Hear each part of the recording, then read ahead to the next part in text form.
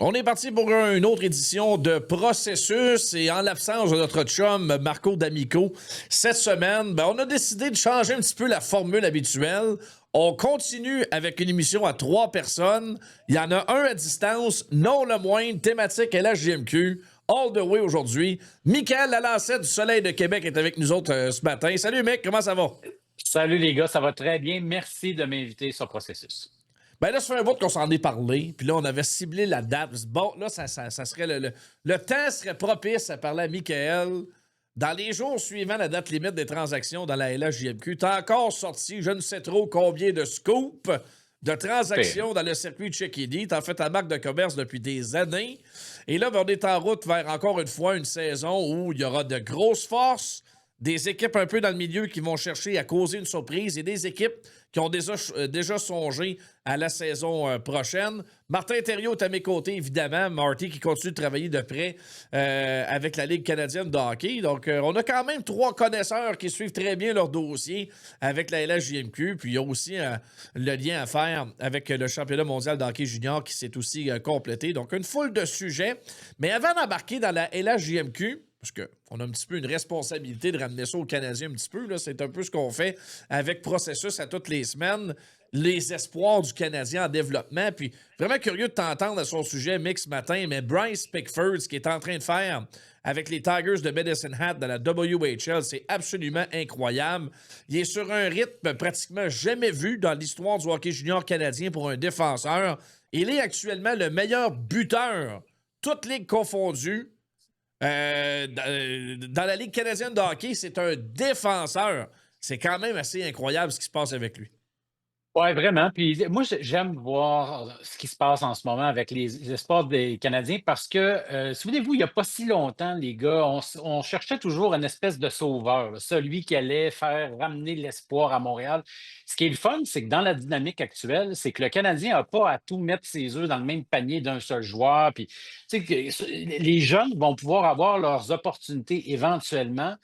Mais en n'arrivant pas là, comme avec tu sais, le devoir de traîner l'organisation sur ses épaules, ce qui était le cas il n'y a pas si longtemps de ça. Puis souvenez-vous à quel point ça a mis des attentes hyper élevées envers les jeunes. Puis c'est souvent contre-productif, surtout dans un marché comme Montréal où est-ce que l'attention médiatique et tout ça est énorme.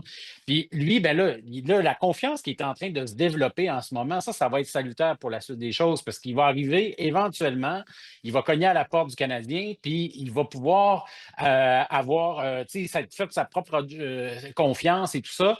Puis il va, sans dire s'être développé dans l'ombre des vedettes actuelles. Tu sais, on le sait, le Canadien a de super bons espoirs, puis seulement la gestion du cas de Jacob Fowler, en soi, c'est déjà un cas en tant que tel. Alors, de le voir progresser comme ça, il nous montre des super performances. Puis, je le fais moins qu'avant, mais je le fais encore. Puis, je parle avec mes amis dans l'Ouest et tout ça. Et ils m'ont dit que c'est un de leurs coups de cœur cette année. Il va très bien, il joue avec assurance. Puis, évidemment, écoute, c'est sûr que sur la feuille de pointage, quand on regarde les sommaires des matchs, on se rend bien compte qu'il va bien.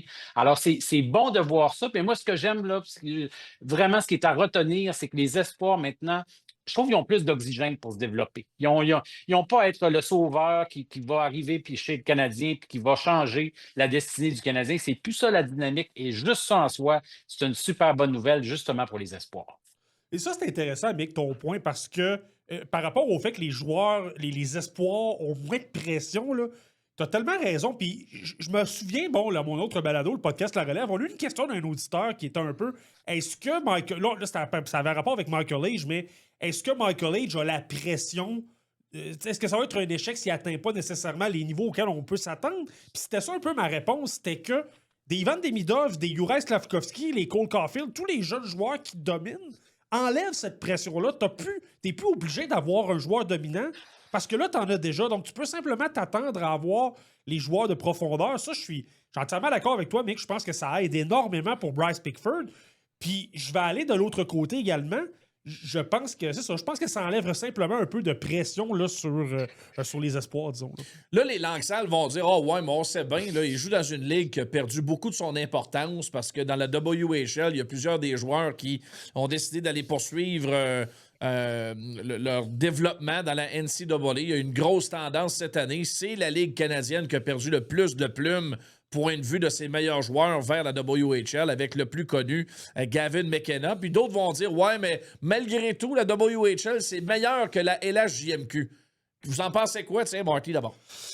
Ben, moi, honnêtement, ça, même avant cette année, là, j'ai toujours été en porte-à-faux avec ça. J'ai toujours été archi contre de dire que la LHJMQ était de loin inférieure. Je veux dire, oui, il y a oui, c'est moins physique. Ça, oui, c'est sûr et tout ça. Il y a peut-être moins d'exécution. C'était peut-être moins nord-sud comme dans la WHL. Mais en même temps, je pourrais te prendre plein de parallèles. Je vais te donner un exemple. Léo Braillard, qui a joué avec les Cataractes de Shawinigan il y a plusieurs années. Là, allez voir ses statistiques à Shawinigan, c'était compliqué. Je me souviens d'être allé voir des matchs en personne. Puis le niveau physique, il y avait de la difficulté. Le niveau défensif, il y avait de la difficulté. Ça, je pense que c'est l'aspect qu'on sous-estime. La LHJMQ défensivement, par le fait qu'il y a beaucoup de bons défenseurs qui se sont développés, mais il y a aussi la qualité des entraîneurs-chefs.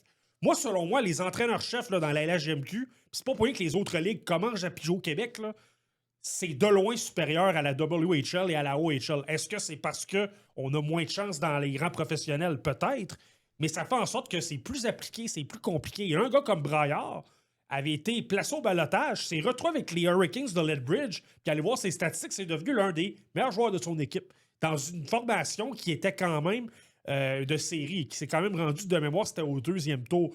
Donc, tu sais, de dire... puis, premièrement, je pense que ça s'est affaibli, la WHL. J'ai regardé défensivement, les structures sont moins appliquées. T'as pas mal plus de joueurs qui font un peu n'importe quoi et tout ça. Mais bon, par rapport à Pickford, c'est quand même... ça reste impressionnant de voir ce qu'il fait, là, tu sais.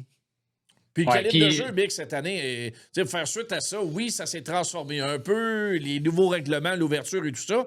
Mais dans la LHJMQ, clairement, on a fait le plein de joueurs américains, surtout chez les Wildcats de Moncton. C'est venu influencer le calibre de jeu aussi, favorablement, j'ose croire. Aucun doute, aucun doute. Puis j'aime ce que Marty dit sur un peu l'uniformisation. Moi, je trouve que ça s'est beaucoup... Tu sais, souvenez-vous, il y a tout le temps eu des distinctions entre les ligues. La Ligue de l'Ouest, ça a toujours été une ligue plus physique, des plus gros bonhommes. Dans la Ligue junior de l'Ontario, il y avait les joueurs vedettes avec des grosses réputations et tout ça. Puis la Ligue du Québec, dans le fond, quand elle était offensive, avec des saisons de 200 puis 282 points, comme a fait Mario Lemieux, on disait c'est une ligue où il n'y a pas de défensive. Les joueurs ne savent pas jouer défensivement. Là, de ce point de vue-là, tu sais, ce qui se disait sur le Québec dans les années 70-80, ça a beaucoup changé parce que, comme dit Martin, il y a les systèmes de jeu et tout ça. Puis ce qui est le fun dans une année comme celle-ci, puis je fais lien, ça m'amène à faire le lien avec ta question, Anthony, c'est quand ils débarquent, c'est une trentaine d'Américains qui sont débarqués ici cette année-là. Tu sais, Tournas, Blue, les autres, les joueurs américains des Wildcats, c'est eux qui en ont le plus notamment, mais il y en a dans d'autres marchés. Et il y a une vingtaine d'agents libres de l'Ontario.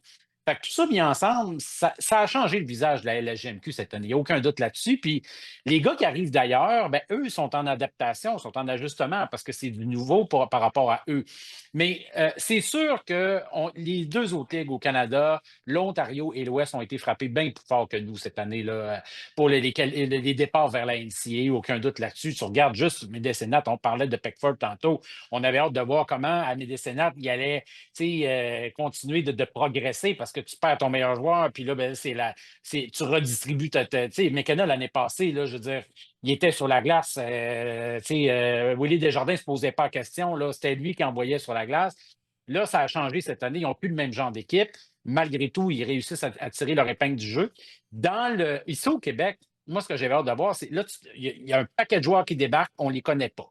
Moi, je suis ça encore pas mal, mais je suis beaucoup ça comme moins que Marty. Mais il y avait des joueurs qui sont débarqués ici quand même avec des bonnes réputations qu'on connaissait à peu près pas. J'avais vu des clips et tout ça, j'avais lu sur eux, on ne les connaissait pas. Je trouve que ça a élevé le jeu de la LHJMQ dans son ensemble. Quand on regarde ça, là, ça a élevé le calibre de jeu. Ça, j'en démords pas. Par contre, c'est sûr que nous, on a perdu des 20 ans de qualité et un gars comme Justin Poirier. Tu sais, tu mets les gars qui n'ont pas parti. Hey, le calibre, il serait intéressant cette année dans la LHJMQ. Mais bon, écoute, tu regardes ce que tu as perdu, tu regardes ce que tu as gagné. Nous, on est un petit peu privilégiés par rapport à ailleurs. Ailleurs, ils se grattent le cerveau, là, ils se grattent la tête en se disant comment on va, dans cette nouvelle donne-là, si on perd autant de joueurs chaque année, comment on va réussir à garder notre... parce qu'ils ont des plus gros bassins. Puis les territoires américains les avantages, parce qu'ils ont toujours été capables d'attirer des Américains, alors qu'ici, ça a toujours été compliqué. Là, dans la nouvelle donne, comment ils vont être capables de conserver leur avantage sur nous ici? Ça va, tu sais, ça va être. Là, on est encore dans l'inconnu dans ce dossier-là. Puis c'est là-dedans que naviguent les directeurs généraux. Mais je pense que sur du long terme, quand on regarde ça plus macro, puis à long terme, il y a des recruteurs-chefs, il y a des gens, des décideurs qui vont devoir peut-être changer leur façon de couvrir les différentes ligues en Amérique du Nord parce que la game va avoir changé sur quelle ligue va avoir quoi à offrir pour les recruteurs de la Ligue nationale dans une année de repêchage. Ça va être intéressant parce que si les gars sont plus ici quand ils sont admissibles au repêchage, puis s'en vont se développer ailleurs plus tard, puis en attendant d'atteindre la Ligue nationale, etc., c'est là que ça va changer le métier des recruteurs. Puis ça va avoir des influences, c'est sûr, sur le développement, puis tout ça, puis les questions qu'on est en train de parler là. Alors, c'est super passionnant, mais je pense qu'on n'a pas le fin portrait encore de la situation pour la suite des choses. C'est intéressant, Mick, ce que tu dis par rapport au fait que les équipes, les recruteurs-chefs vont devoir se trouver de nouvelles façons de faire. J'ai comme l'impression qu'on commence déjà à le voir. Tu as parlé des Wildcats de Moncton où on va beaucoup piger aux États-Unis. On va aller chercher des joueurs principalement de la région de Boston, puis on a l'argent pour les attirer. Puis autant je prends une équipe comme le Drakkar de Bécomo, qui on s'entend, ça a été compliqué pas à peu près à raison des situations de Justin Poirier et compagnie. Mais tu regardes qu'est-ce qu'on a fait dans les dernières semaines. On a ajouté beaucoup de joueurs du junior ontarien, de la région d'Ottawa et tout ça. C'est des joueurs en ce moment, je pense à des Brandon Littrick, des gars comme ça, des gars qui aident énormément cette équipe-là. Les Tigres de Victoriaville, eux, se basent beaucoup avec leurs Européens, les Shilov, les Vlasov et compagnie.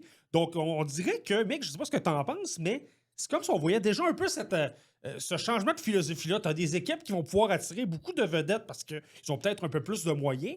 Puis t'en as d'autres comme Bécomo qui vont se baser beaucoup sur leurs équipes de recrutement et d'aller chercher des joueurs, que ce soit aux États-Unis, dans l'Est de l'Ontario et compagnie. Tu sais. Les décideurs de la Ligue, les gars, ils vont devoir se poser la question, la Ligue au Québec, qu'est-ce qu'on fait? Parce que là, en ce moment, tu as une équipe, Moncton, puis ils font le plein, puis ça a été la même chose avec Cornford qui s'est joint à la date limite des transactions. Tu sais, c'est un bel ajout, puis ils ne donnent pas un choix de repêchage pour ça. Là, en ce moment, Moncton, c'est un peu à sens unique. Là. Je veux dire, ce sont eux qui ont été capables d'ajouter des Américains de gros calibre. Il y en a quelques-uns intéressants dans la Ligue. Ça a amené de la profondeur et tout ça. Moi, je pense que c'est notre territoire. Fait que, je veux dire ça, il y a personne qui peut dire un mot là-dessus. Sur la question des joueurs autonomes de 19 ans surtout, parce que c'est surtout des gars de 19 ans, ce n'est pas des gars de 16, de 17 ans. Ces gars-là, ils jouent dans la Ligue junior de l'Ontario. C'est surtout quand arrive l'âge de 18, surtout 19 ans, qui arrivent là, presque à maturité, ils ont de la maturité physique. Alors, ils sont capables de jouer dans un niveau de jeu robuste, en tout cas plus robuste, comme le hockey junior, tandis qu'un jeune de 16 ans qui arrive du M18, lui, ça va vite pour lui. Puis là, c'est de l'ajustement, puis physiquement, puis tout l'entraînement. Lui, sa vie, là, il est complètement déphasé. Moi, ce que je trouve, c'est comme un couteau à double tranchant, parce que tu fais de la place à des Ontariens qui ont peut-être même plus de place dans la Ligue junior d'Ontario. Moi, je trouve que le message est pourri, là, dans le sens que on est-tu vraiment en peine de joueurs, en manque de joueurs à ce point-là pour dire qu'on se tourne vers ces gars-là qui, on s'entend, c'est pas des gars qui vont signer des entry level, ça, là, ces gars-là. Là. Ça signera pas bien des contrats professionnels. Oui, ils ont plus de maturité puis ils sont capables de t'aider plus dans le court terme, mais sur le moyen et long terme, moi, je trouve que c'est un jeu bien dangereux que tu joues comme équipe junior au Québec parce que si tu fais plus rêver tes Québécois ici, là, de dire un jour, moi, je veux jouer junior, je veux jouer à Victo, je veux jouer à Bécomo, je veux jouer à Rouen. Je veux dire, ça va être qui? La place aux Québécois, elle va être où là, dans tout l'univers hockey nord-américain? Moi, je trouve que c'est un jeu dangereux, mais je reconnais par contre que ton gars de 19 ans de l'Ontario, il est bien plus en mesure de t'aider en ce moment. Et tu parles du Drakkar, Marty, tu as tout à fait raison. Eux autres, ils ont besoin là, de s'accrocher dans la course aux séries puis d'aller chercher le plus de points qu'ils peuvent et tout ça. Dans une saison comme ça, c'est sûr qu'un gars de 19 ans de l'Ontario, est bien plus en mesure de t'aider qu'un jeune de 16 ans, de 17 ans qui sort du M18. Là. Tu sais, quand même que le Drakkar ramènerait tous les joueurs de 16-17 ans qui leur appartient du M18 puis des différentes ligues. Je veux dire, ces gars-là, ça va pas, ils vont pas être capables de tenir le coup contre Chicoutimi puis les grosses puissances puis dans une ligue compétitive. Alors, c'est pas évident. Je trouve que c'est un couteau à double tranchant, mais je le reconnais, la contribution. Puis tu as raison. Puis ça vient, tu sais, de plus en plus, on en voit. Là. J'ai fait le décompte la semaine passée. On est près à 30 joueurs comme ça de l'Ontario, là, joueurs autonomes, surtout 19 ans, qui sont venus ici, puis qui sont dans des équipes. Puis il y en a plusieurs qui en ont 5, 6, 7. Là. Donc, c'est quand même beaucoup pour considérer que c'est pas notre territoire. C'est pas des gars, logiquement, on en voyait très peu avant. Avant, il allait à Gatineau, dans le temps qu'Anthony était Ouais. avec nous autres là, à la couverture. Tu sais, Paul Byron, Claude Giroux, ces gars-là, des fois qui arrivaient un petit peu plus jeunes. Mais là, maintenant, ils vont partout. C'était soit Mais Québec ou Gatineau qui rentraient des Ontariens. Il n'y avait pas bien c'est plus que ça. ça, là. T'sais. Non, Ouais. non. Puis là, c'est rendu que là, quasiment tout le monde en a. Drummondville en a beaucoup. Écoute, j'ai fait le décompte, j'ai pas ma feuille près de moi, mais je veux dire, il y a des clubs qui en ont pas mal. Ben, puis là-dedans, là, son grossier sujet, je pensais pas se diriger là, mais je trouve ça très intéressant d'entendre ta perspective là-dessus, Michael, parce que tu couvres ça depuis longtemps. Bon, il y a eu des discussions très sérieuses pour amener la USHL à rejoindre les rangs de la LCH. Là, il semble que pour l'instant, ce dossier-là est sur la glace. On sait que Mario Cecchini, lui, le commissaire de la LHJMQ, s'est montré en faveur de grossir ses cadres au niveau américain, d'ajouter des franchises américaines à nouveau, même si on s'est cassé les dents 2 fois par le passé avec des franchises à Plattsburgh et à Lewiston. Je sais que le temps avance, puis là, les règlements sont peut-être plus favorables à l'idée d'ajouter des concessions américaines, mais si on met ça tout dans un sac, Michael, en quoi c'est bon pour le hockey, ce Canadien, de rajouter encore plus d'influence américaine dans notre hockey? Je comprends pas cet intérêt-là. Puis j'ai hâte d'entendre Marty là-dessus. Mais moi, je pense que, premièrement, le calibre dans la USHL, il est de façon très inégale. C'est vrai qu'il y a des beaux marchés. Il y a des beaux marchés, des belles installations qui ont de l'argent, qui sont capables. Mais il y en a que c'est pas fort. Là. Tu sais, là, c'est vraiment, vraiment pas fort. Alors, à quel point tu veux. Mais tu sais, je le comprends. Puis il y a assurément une guéguerre de pouvoir aussi. Tu veux essayer de te regrouper parce qu'à la NCAA, il négocie avec personne, parle avec personne. Alors, de ce point de vue-là, la LCH est comme en mode réflexion. Tant qu'à naviguer un peu à vue dans ce nouvel environnement-là, est-ce qu'on s'associe avec un partenaire aux États-Unis qui va faire en sorte qu'on va s'allier ensemble, tu sais, que l'union fait la force, comme on dit? Moi, j'ai quand même des réserves. Tout simplement, je vais terminer mon point là-dessus pour entendre Marty, mais je me pose des questions sur le fait qu'en ce moment, là, ce qu'on est en train d'avoir comme discussion au Québec, parce qu'on le voit, le hockey québécois connaît des gros problèmes, puis de dire que les Ontariens ne sont pas visés par ça, Brendan Shannon vient d'être mis là, à la tête d'un comité pour étudier, pour se pencher sur l'avenir du hockey ontarien. Alors, les questions qu'on se pose au Québec, c'est pas vrai de dire qu'on est tout seul là-dedans, là. Moi, un des arguments que j'entends beaucoup en ce moment, puis on le vit ici au Québec à cause de la Ligue M18-3A, avec le plan de hockey Québec, c'est qu'il y a trop d'équipes. C'est ce qu'on aimerait faire, c'est ramener, euh, élever le niveau de jeu pour faire en sorte que nos meilleurs se développent plus vite, se développent mieux parce que le calibre de jeu est plus élevé. Alors, que ça devienne plus difficile de faire le M18-3A, que les meilleurs jouent ensemble, puis ultimement, que ce courant-là, ça se transpose aussi dans la LHJMQ. Et je l'entends, ça fait 15 ans que je fais ça. Ça fait 15 ans que j'entends des gens me dire notre ligue est diluée, il y a trop d'équipes. Et là, alors, on va ajouter des équipes. Ça va être quoi? Tu sais, cette année, bon, il y a une trentaine d'Américains. Mais comme je l'ai dit tantôt, il faut faire attention. Là, il y a des gens qui me disent ouais, OK, on a rentré 30 Américains, on a ajouté un Européen par équipe. Fait que c'est quasiment l'équivalent de 2 nouveaux clubs. Fait que c'est pour ça qu'on peut se lancer vers une expansion de 2 clubs.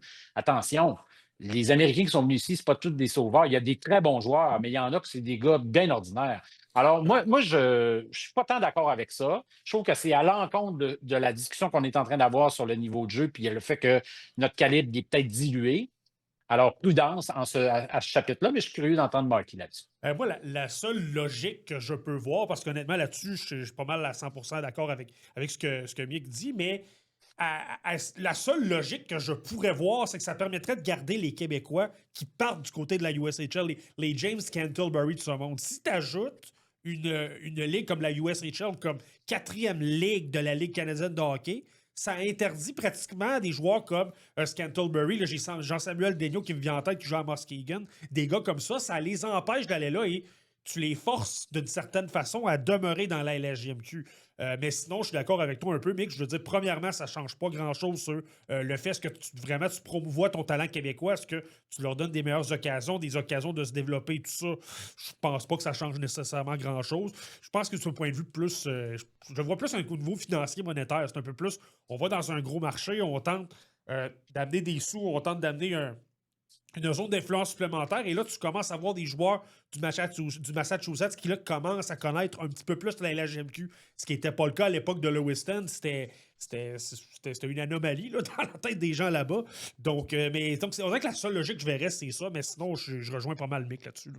Ouais, ça va être intéressant parce qu'on a l'impression qu'on atteint actuellement une étape importante dans l'avenir de la Ligue canadienne de hockey junior parce qu'il y a des choses, il y a des plaques tournantes là, qui pourraient influencer clairement la Ligue. Puis peut-être qu'éventuellement, on va réviser le format de la Coupe Memorial aussi. Si on amène la USHL, c'est pas impossible que le tournoi soit différent. Est-ce qu'on va être plus apte à peut-être tenter de... Je sais que le pays est immense, que ça devient impensable de jouer des matchs entre Bécomo et Victoria. Là, on s'entend là, que ça n'a pas d'allure. Mais y a-tu moyen de faire jouer les équipes élites plus souvent l'une contre l'autre? Mais il y a toujours des questions monétaires en arrière de ça aussi. Alors, ça va être bien intéressant. Tantôt, Marco D'Amico va venir s'inviter dans l'émission. On va voir Stéphane Pilote en entrevue. Il est recruteur avec les Ducks d'Anaheim. C'est une entrevue qui a été préenregistrée. Donc, on va compléter le podcast de cette semaine avec l'entrevue de Marco. On continue la discussion avec Michael. Si on plonge directement dans la LHJMQ et dans cette période de transaction, mais il y a clairement... En tout cas, ça me semble assez évident qu'il y a 3 équipes qui ont de grandes aspirations pour se rendre jusqu'au bout. Évidemment, les Saguenay de Chicoutimi qui mènent la Ligue canadienne de hockey actuellement, qui ont fait le plein d'acquisitions sur une formation transformée. Il y a bien sûr les Wildcats de Moncton qui tentent de décrocher un 2e titre de suite. Et l'Armada de Blainville-Boisbriand. Beaucoup d'acquisitions, mais une équipe qui ne joue pas du bon hockey dernièrement. Alors, le groupe de tête, c'est ces 3 clubs-là, mais par la suite, il y a des équipes qui veulent venir brouiller les cartes. Comment tu vois le portrait de la Ligue en général, Mick? Moi, je trouve que c'est un monstre à 3 têtes. Puis la saison 2019-2020, c'était un monstre à 5 têtes. Souvenez-vous, avec Alexis Lafrenière à Rimouski, puis il y avait 4 autres équipes qui s'étaient beaucoup améliorées. Il y avait Moncton, il y avait Cap-Breton, il y avait Sherbrooke, puis il y avait Chicoutimi. Malheureusement, cette année-là, on n'a jamais eu de série. Ouais. On ne saura jamais ce qui se serait passé dans ce printemps-là. Mais moi, en 2019-2020, je me souviens, les gars, je me disais qu'on va avoir des bonnes séries. Ça va être incroyable. Ça va être une guerre sans merci. Puis le champion, il est dans ces 5-là. Là. Tu sais, là, je n'avais pas peur. Dans une année comme celle-là, on n'a pas peur de dire c'est lui, c'est lui, c'est lui, c'est lui ou c'est lui. Là, cette année, c'est comme on ramène ça à 3 équipes, mais moi, je ne vois aucun autre. Là. Puis écoute, je pourrais être surpris, je vais tomber en bas de ma chaise si ça arrive, mais je ne vois pas une autre équipe que Moncton, Boisbriand et Chicoutimi gagner la Coupe cette année. Moi, en tout cas, à mes yeux, ça me paraît invraisemblable. Je sais que Rouyn-Noranda, Drummondville, c'est des saisons surprises. C'est incroyable ce qu'ils sont en mesure de réaliser. Shawinigan, c'est pas une équipe qui est battue. Le régiment de Terre-Neuve s'est amélioré. Ouais. Puis Cap-Breton a quand même une pas pire saison dans l'autre division. Mais je veux dire, avec toutes les transactions que Moncton... que Chicoutimi, parce que moi, je pense que les Saguenayens, dans le monstre à 3 têtes, tu as une grosse tête en haut, puis tu as les 2 autres têtes en bas. Moi, je pense qu'ils ont distancé Moncton et Boisbriand. C'est hallucinant, les Saguenayens. Là. Ça n'a pas de sens. Je veux dire, les 4 défenseurs droitiers qu'ils ont, là, c'est hallucinant. J'ai regardé des matchs dans les derniers jours. Je veux dire, ils sont armés jusqu'aux dents. Et je pense qu'ils ont été capables de distancer Moncton et Boisbriand. Mais si l'Armada se met à jouer comme du monde, puis que les leaders de cette équipe-là se lèvent, puis que le pain lève en deuxième moitié de saison, ils sont loin d'être battus. Là. Et Moncton, avec le championnat qu'ils ont eu l'année passée, il y a une culture gagnante au sein de l'équipe. Gardner-McDougall ne perd pas de match éliminatoire. Ça va être tout. Moi, j'ai hâte aux séries. Là. Sincèrement, je contiens très mal mon excitation parce que c'est 3 super belles équipes. Mais je ne vois pas comment il y a une autre équipe là-dedans du reste de la Ligue, les 15 autres qui sont capables de battre Moncton, Boisbriand et Chicoutimi. Bon, on est d'accord. Mais tu parlais des Saguenay de Chicoutimi. J'ai eu l'occasion de les regarder en fin de semaine. Le match que j'ai regardé, c'était contre le Drakkar de Bécomo. Je comprends que c'est la pire équipe et tout ça, mais tu sais, quand une équipe est dominante, là, tu le vois tout de suite. Les Saguenayens contre le Drakkar, là, Ils n'ont pas joué un grand match. C'était pas un grand. Et le Dracor a eu ses chances. Les Saguenay, les grosses vedettes n'ont pas nécessairement performé, mais allez voir les statistiques. Ils ont quand même gagné 4-1. Ils ont quand même trouvé une façon, dès qu'il y avait des occasions en première période, ils ont pris les devants 2-0. Ils ont mis le match hors de portée. C'est facile. Tu sais, ces genres d'équipes-là, c'est à l'aise. Puis, tu sais, là, en plus, ça va super bien. Alexis Bernier n'est pas revenu au jeu. Lucas Beckman et en ce moment souffre d'une mononucléose. Ces gars-là ne sont même pas revenus. Il y a des blessures. Là, au niveau des Européens, Maxime Schaeffer vient de revenir d'un mondial junior quand même intéressant avec l'Allemagne. Anton Linde, pour l'avoir vu en fin de semaine, a rehaussé son jeu d'un cran, a pris de la confiance avec le Danemark. T'ajoutes un Liam Lefebvre qui est très physique. Vraiment, les Saguenayens ont volé le spectacle carrément lors de la période des transactions. On avait déjà des joueurs de premier plan, les Vermette, les Massé, les Desruisseaux et compagnie. Puis on est allé chercher à peu près tout ce qu'on avait besoin. Puis non seulement c'est des bons joueurs, mais c'est des bonnes personnes également, des gars d'équipe. Un gars comme Thomas Lavoie, c'est l'une des personnes les plus gentilles que tu peux pas avoir, là, les meilleurs leaders. Alexis Bernier, c'est la même chose. Beckman, c'est la même chose. Puis il y en a d'autres. Donc, tu sais, en plus, je pense que c'est ça qui donne peut-être un léger avantage au Saguenay. Moi, je mettrais les Wildcats quand même plus près. Je trouve qu'on n'a pas fait de transaction. Sauf une, on a essentiellement échangé des Européens. Là, on a échangé Carlotto Magnusson à Saint John pour ajouter Max Villen. Mais la stabilité, là, on a une grosse attaque. Nico Turnus, l'Américain, est solide. Gavin Cornford débarque de Boston College où ça ne fonctionnait pas à son goût. Débarque sur un premier trio avec Alex Mercier et Caleb Desnoyers. La chimie est incroyable, ça va bien. Puis je pense qu'il ne faut pas l'oublier non plus, là, mais le petit Tommy Blythe. Despatie qui a été acquis, tout ça, mais je parlais surtout de Tommy Blythe, qui est en ce moment le meilleur pointeur chez les défenseurs de la LHJMQ. Lui, surveillez-là ce nom-là. C'est un défenseur. Moi, chaque fois que je l'ai vu, il m'a impressionné. Coup de patin électrisant, élégant, tellement intelligent avec la rondelle, toujours des bonnes prises de décision. Pas toujours chic défensivement. Moi, je trouve qu'avec son bâton, parfois, c'est un défenseur en deçà de 6 pieds, donc c'est plus compliqué. Mais je vais te donner un exemple. Là. Je vais vous donner un exemple. Il y a une personne que j'estime énormément, qui suit quand même les activités de la Ligue, m'a déjà mentionné. Je serais même pas surpris que ce défenseur-là sorte devant Xavier Villeneuve. Il est aimé à ce point-là dans la LHJMQ. Wow, OK. Donc, à suivre. Dans le cas des Saguenayens, la dernière fois qu'on s'est croisés en personne, Michael, c'était lors du gala d'intronisation au Temple de la renommée de la LHJMQ. Puis, on était à la même table, on se disait, coudonc, qu'est-ce que Chicoutimi fait? T'sais, on a de grandes aspirations pour l'année, mais Yannick Jean, bien tranquille sur le marché des transactions. On va attendre à la date limite pour faire des acquisitions. Mais souvent, ça, c'est risqué parce qu'on a de grandes attentes puis ça coûte plus cher. Finalement, on se rend compte que la carte de crédit de Yannick Jean était bien remplie parce qu'il y avait beaucoup de moyens pour se payer les joueurs qu'il voulait. Et autrement dit, il a peut-être outrepassé les attentes en début de saison. Puis en plus, il a fait le plein maintenant à la date limite. Oui, mais je pense que le fait que l'équipe performe, ça lui a donné l'autorité d'exécuter le plan. Ouais. Je pense que, tu sais, dans le cas de Thomas Lavoie, c'est pas une grande surprise. Là. La transaction aurait pu se faire au repêchage.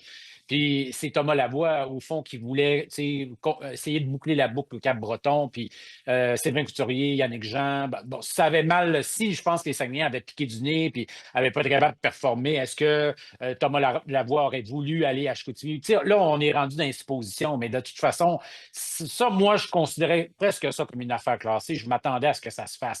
Le reste, ça, c'est parce que Yannick Jean a vu les signaux. Là. Écoute, le panneau lumineux, là, ça clignote en vert partout. Il n'y a pas de jaune, il n'y a pas de rouge. L'avantage numérique à plus de 30 hey, je veux dire, ça fonctionne à plein régime.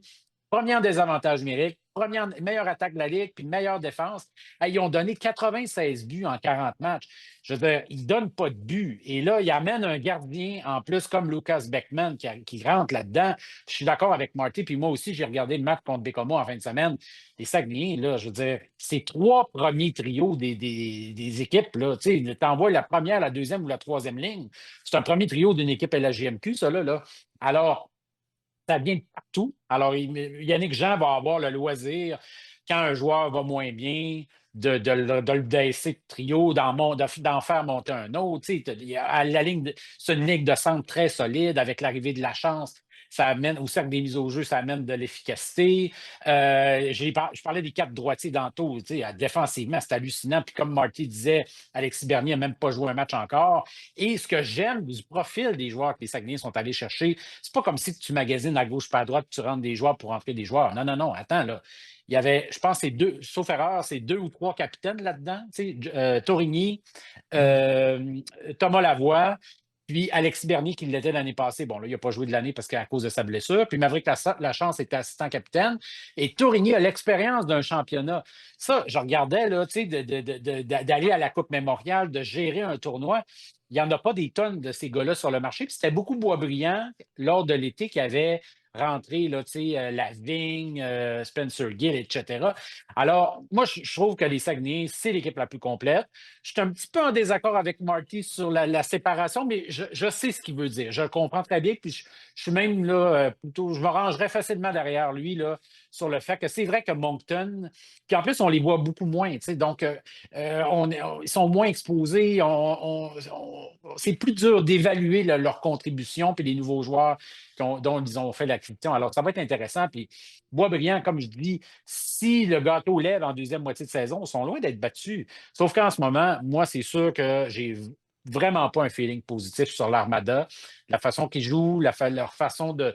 Puis là, c'est sûr, l'arrivée de la selle, ça change un peu les choses, mais en même temps, ça serait trop facile de dire, bon, mais là, maintenant, on a un gardien de premier plan, on continue de jouer comme on joue, puis au lieu de gagner 5-4, comme on le faisait en première moitié de saison, on va gagner 4-3. Non, non, non. En série, c'est pas comme ça que ça va jouer, puis c'est un piège.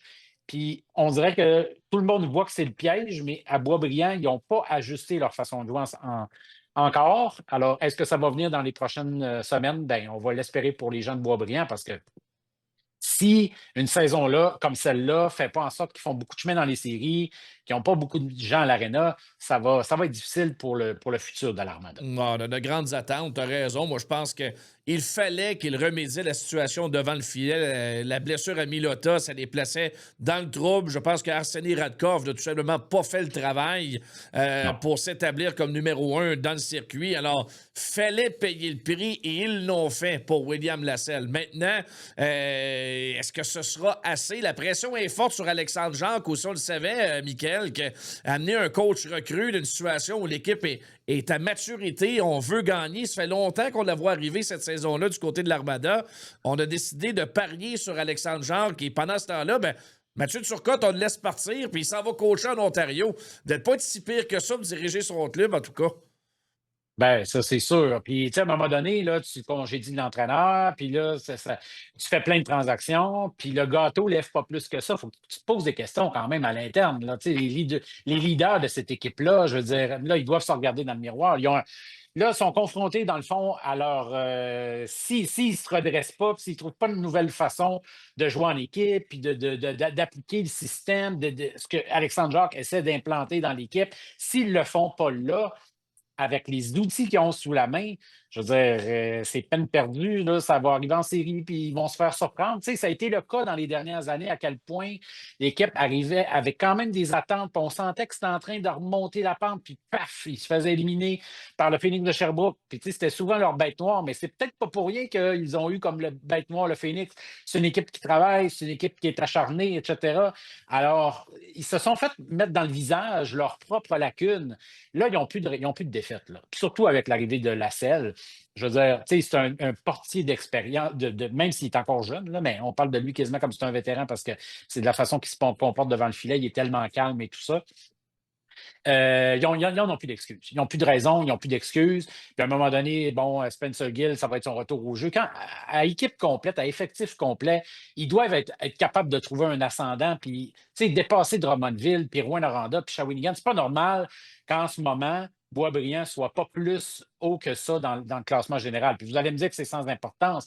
Peut-être, mais à un moment donné, ça peut te rattraper, puis ça peut avoir des effets. Alors, bref, moi, j'ai hâte de voir ça va être quoi le niveau de maturité dans le vestiaire, puis comment on va gérer cette attente, les attentes, puis le fait qu'il y a un potentiel énorme, mais qui est carrément inexploité en ce moment, en tout cas sous-exploité. Je vais vous amener, messieurs, sur les équipes un petit peu plus au-dessus du milieu là, actuellement.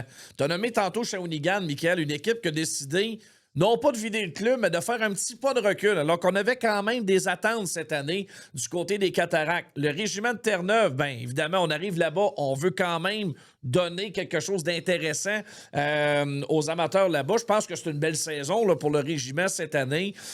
Puis c'est une bonne idée, je pense, de lancer un bon message. Mais dans ce groupe d'équipes, il y en a peut-être d'autres également, mais Rouyn-Noranda, ça fait partie de ça aussi, une belle année. Les Vultures de Drummondville également. Est-ce qu'il y a une équipe là-dedans qui peut arriver en série, faire des flamèches puis surprendre un gros club? Moi, je vais aller dans une direction complètement opposée. Là, une équipe surprise, selon moi. Ça fait quelques semaines que je les surveille et je trouve qu'ils jouent du gros hockey. C'était les Foreurs de Val-d'Or. Les Foreurs de Val-d'Or, défensivement, c'est sûr que c'est plus compliqué. T'as beaucoup de jeunes défenseurs. T'as Benjamin Cochetaillot, t'as Jacob Gauchi qui sont des défenseurs admissibles au repêchage 2026.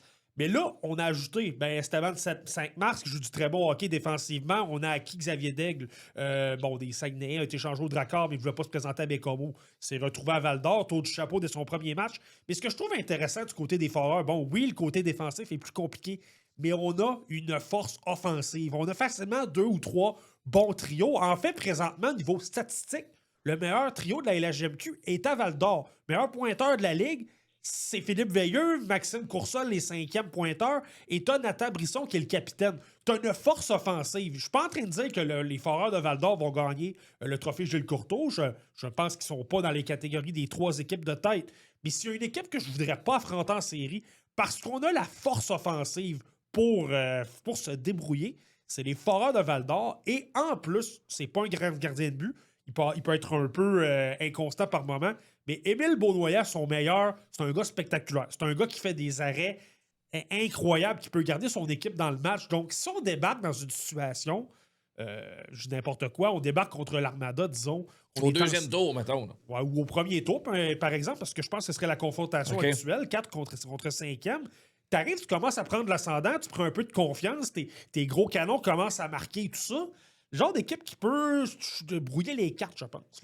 Ben, tu sais, honnêtement, c'est intéressant parce que, que Marty parle de Val-d'Or, parce que honnêtement, d'instinct, on pense pas beaucoup aux Foreurs, parce que tous les problèmes défensifs qu'ils ont connus dans les dernières semaines, dans les derniers mois, mais ils ont repris du galon. C'est vrai, ils jouent mieux, puis on sent que cette équipe-là, tu sais, où c'était, veut pas, une reconstruction, ils ont dû repartir quasiment de zéro. Puis là, ben, plus ça va, de plus en plus, la base est solide. Alors, tu sais, d'instinct, j'aurais peut-être pas pensé aux Foreurs, mais c'est intéressant que Marty en parle. Shawinigan, tu sais, Shawinigan sont loin d'être battus. Oui, ils ont pas laissé partir Tourigny, qui était pas mal le cœur et l'âme de l'équipe. Il y a eu Boilard. Mais je veux dire, Félix Lacerte est encore là. Il y a des vétérans qui sont solides, il y a un noyau, je trouve, très solide. C'est une équipe en transition qui peut être très, très, très, qui peut te faire mal à tout instant. C'est une équipe qui patine et tout ça. Moi, les Cataractes, je les trouve intéressants comme équipe. C'est juste que le directeur général, Martin Mondou, était complètement menotté dans la situation actuelle parce qu'il voyait les 3 en haut et disait qu'est-ce que je vais devoir faire comme transaction, puis hypothéquer l'avenir pour essayer de les rejoindre. Puis quelle assurance que tu as là, de faire des transactions, puis de te lancer en surenchère pour essayer de t'améliorer et tout ça. Alors, je pense qu'il a préféré faire peut-être plus un pas de côté qu'un pas de recul, puis se positionner pour la suite. Alors, ça va être intéressant de voir ce qu'ils vont faire pour la suite des choses. Mais je ne gagerais pas, moi, contre Rouyn-Noranda puis Drummondville. Tu sais, honnêtement, tu regardes ces 2 équipes-là sur papier, premièrement, ce n'est pas des puissances. Bon, tu as quelques joueurs à Rouyn-Noranda, Verdon, Beauchemin, Meloche devant le filet. Puis à Drummondville, tu sais, sur papier, je veux dire, c'est pas... Il y a Alicia, là, qui est un Américain, tout ça, mais je veux dire, c'est pas des puissances sur papier et ils surperforment. Est-ce que c'est en raison de la fenêtre d'opportunité qu'il y a dans la division? Peut-être, mais de leur façon à jouer très serré, à jouer en équipe, jouer un pour l'autre, je trouve que c'est des équipes qui se battent vraiment bien. Ils ont été capables de développer des identités très fortes. Puis ça, en série, ça peut être crève-cœur. Mais je ne suis pas en train de dire qu'ils vont gagner, moi non plus, parce que J'en vois pas. J'en vois pas de méga surprise. Peut-être Boisbriand, ils sont peut-être en position de faiblesse pour se faire éliminer plus tôt qu'on le penserait. Mais en même temps, je ne gagerais pas contre eux non plus parce qu'ils ont tout un club de hockey entre les mains. Alors, Oui, ils ça ont va être encore le intéressant. temps de se replacer. C'est Ben oui. encore tôt. L'important, c'est de finir en Lyon et pas que nécessairement l'inverse. Donc, moi, je les écarte pas. Il y a encore du temps là, pour se replacer d'ici la fin de l'année. Mais qu'évidemment, Marty, moi-même, on a tous un lien commun ensemble. C'est qu'on a grandi autour du hockey junior. Marty, c'était à Bécomo. Dans mon cas, c'était à Victo. Dans ton cas, Mick, c'était à Chicoutimi. C'est le fun parce que là, on se retrouve dans un podcast qui est consacré à la relève du hockey et tout ça. Dans ton cas, Michael, cette année, je t'entendais parler des Bleuets tantôt en verve et tout ça, mais ils n'ont pas gagné depuis 94. Est-ce que c'est la meilleure édition des Saguenayens depuis que Éric Fichaud les avait conduits à la Coupe en 94, puis Yannick Jean faisait partie, puis c'est un gros club la dernière fois. Il se fait une éternité qu'une équipe comme les Saguenayens n'a pas remporté le championnat. Ouais, non, ça fait très longtemps. Puis, je veux dire, écoute, il y avait eu l'édition de 97 qui avait atteint la finale, mais qui avait été éliminée en 4 matchs par Hull, qui était l'équipe hôtesse de la Coupe Mémoriale. Ils l'ont gagné à la maison. Puis cette année-là, les Saguenayens étaient allés à la Coupe Mémoriale avec Marc Denis devant le filet. Est-ce que, bon, je pense que c'est une très bonne équipe de hockey aussi, mais jamais comme celle-là. Moi, honnêtement, si je recule, puis tu sais, il y a quand même eu des printemps éliminatoires intéressants, des demi-finales contre les Sea Dogs, notamment quand tu étais au Saguenay. Ouais. Il y en a eu une deuxième par la suite, d'année de Thomas Chabot en 2017. Mais moi, je vois des comparables avec 2005-2006. Tu sais, l'année de Boisclair, Desharnais, Zagrapan, Laschek. À la défense, tu avais Patrick Coulombe. Avec, cette édition-là, c'était tout un club de hockey. Malheureusement, ils sont arrivés en série, ils ont super formé. C'est la fameuse année de « ils ne payent pas le prix » là, avec Richard Martel. Et c'est les Remparts de Québec qui ont perdu la finale cette année-là contre Moncton. C'était le monstre à 3 têtes aussi cette année-là. Et Québec avait gagné la Coupe Mémoriale. Moi, je ne vois pas d'autre édition qui est meilleure que celle-là. Tantôt, j'ai parlé de 2019-2020, l'année de la pandémie. Les Saguenay avaient fait des gros moves aussi. Là. Souvenez-vous, avec Raphaël Lavoie, tout ça, des grosses transactions. Le problème, c'est qu'on a Dawson Mercer. On les a jamais vus, les Saguenayens, en 2020 dans les séries. Alors, on ne pourra jamais vraiment... 20 ans, il ne faudrait pas l'oublier aussi. On l'avait ramené au bercail. Ça, là, on va toujours avoir un sentiment du devoir inachevé. Autant à Chicoutimi qu'à Sherbrooke cette année-là, où on avait 2 grosses équipes, puis on le saura jamais. C'est ça, c'est tellement décevant dans un hockey junior, on le sait, qui est cyclique. Là, on vise aux 4 ou 5 ans. Mais quand tu arrives à ta grosse année puis tu peux pas gagner puis c'est pas de ta faute, ça doit être tellement dur à digérer. Ouais, Parfait. Ouais, absolument. Mais moi, je pense que c'est différent. Et c'est là que je rejoins Mick par rapport à ce que c'est la meilleure édition des Saguenayens. Je pense que oui, parce que même 2019-2020, tu l'as mentionné, oui, on avait une bonne équipe, mais moi, selon moi, Sherbrooke était extrêmement solide. Je pense qu'on était peut-être un peu plus complet même. Les Wildcats de Moncton, souvenez-vous, on avait ajouté notamment Benoît-Olivier Groux dans une transaction. On était très solide également. Donc, et même le Cap-Breton, Marty, c'était amélioré cette année-là. Peut-être un petit peu moins que les autres, mais quand même aussi, il n'était pas battu. Là. Oui, exactement. Donc, les Saguenay avaient toujours de la compétition autour d'eux. Puis oui, il y a des belles éditions. Moi, je me souviens personnellement, puis j'étais à Jonquière à ce moment-là. 2007-2008, on avait une belle année, mais c'est là qu'est arrivé la fameuse série contre les Remparts avec le fameux incident Bobby Nadeau, Jonathan Roy. Ça a complètement fait dérailler la série parce qu'on l'avait en main. Mais de dire c'est la meilleure équipe, puis tu sais, tu cherches des faiblesses chez les Sags en ce moment, puis il n'y en a pas. Tu as des joueurs qui sont capables de marquer comme des Massé, des Guité. Tu as des gars de caractère comme des Vermette. Comme un Lefebvre, des gars comme ça, des gars de talent comme Nathan Lecomte, comme Thomas de Rousseau. La défense est blindée à tous les niveaux, tu l'as mentionné tout à l'heure, Mick, et tu as 2 gardiens de but. Supposons que Raphaël Précourt a plus de difficultés, ou Beckman, peu importe. Tu peux y aller avec l'autre et tu n'as aucun problème. Tu as un entraîneur-chef qui est le plus victorieux de l'histoire de la LHJMQ, donc au niveau de l'expérience. Tu es correct. Je pense que c'est là que tu peux dire que je trouve que c'est la meilleure édition. Tu peux pas trouver une faiblesse de dire, bon, mais manque d'attaque, manque de défense ou manque de gardien de but. On a tous les éléments, on a des leaders, on a même des joueurs qui connaissent la section parce qu'on a fait beaucoup d'acquisitions à Rimouski, à Bécomo et compagnie. Donc, c'est dur de dire que les Sags, ça, je pense que c'est vraiment leur occasion là, pour la première fois depuis 94. En tout cas, pour avoir travaillé au Saguenay, enfin, on a tous travaillé au Saguenay, les trois, ça va être la folie furieuse. D'ailleurs, mais il faut que je t'en Mais parle. Ça l'est déjà. Ça l'est déjà, Ben, mais le les moitié. Parle-moi des Ça n'a pas de moitiés-moitiés. bon Ça n'a pas de bon sens. D'ailleurs, je l'ai acheté en fin de semaine, je n'ai pas gagné. Mais ça n'a pas de bon sens. C'est la folie. Écoute, là, là, on est dans le 90 000, 100 000 et ça va monter dans les prochaines semaines. Là, parce que là, il est rendu qu'à 4 000 personnes dans les matchs depuis là, les dernières parties locales. Là. Et souvenez-vous du printemps l'année passée, à quel point c'était du 300, du 400, du 500, du 600 000 par match. Je veux dire, c'est hallucinant. Et ce que ça va avoir comme effet, c'est pas, là, on rit bien, on a bien du fun avec ça, là, mais ça s'en va tout dans le fond d'études.